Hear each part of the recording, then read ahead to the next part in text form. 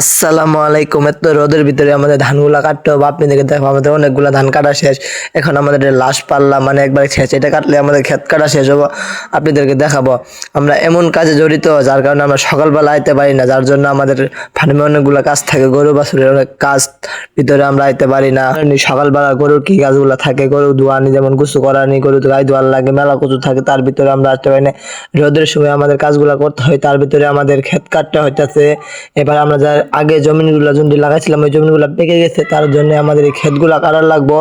আমরা এর আগের ভিডিওতে দেখাইছিলাম আমাদের ক্ষেতের ভিডিও, আমরা ক্ষেত কাটা লাগছিলাম। এখন আমাদের এই ক্ষেতটা শেষ আলহামদুলিল্লাহ। আমাদের এখন আরেকটা পাল্লা আছে, আমরা এই পাল্লাটা কেটে আমরা চলে যাব। আমাদের 1 বিঘার মতো জমিন আমাদের কাটা হয়ে গেছে ইনশাআল্লাহ। আমাদের এই ক্ষেতগুলা কাটা হয়ে গেছে, আমাদের আরো অনেক বাহি ক্ষেত আছে, যার কারণে এগুলো আমরা ক্ষেতগুলো আগে লাগাইছিলাম। ইনশাআল্লাহ আমাদের মোটামুটি ধান ভালো হয়েছে। আমাদের এই ক্ষেতগুলো আমরা কাটে 3 থেকে 4 দিন পরে আমরা নিয়ে যাবো, তার কারণে হুয়ানির পরে আমরা নিয়ে যাবো।